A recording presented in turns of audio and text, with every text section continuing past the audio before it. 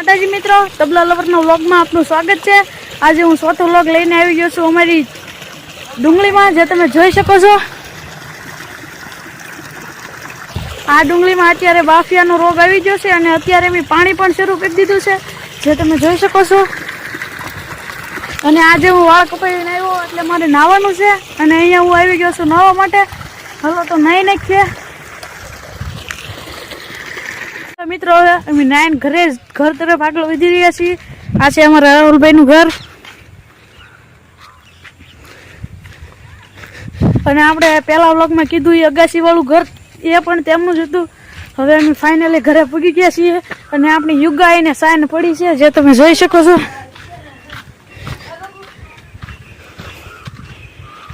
અને ચાલો તો હવે તમને હું પાપડ બતાવી દઉં। અહીંયા પાપડ સુકાઈ રહ્યા છે।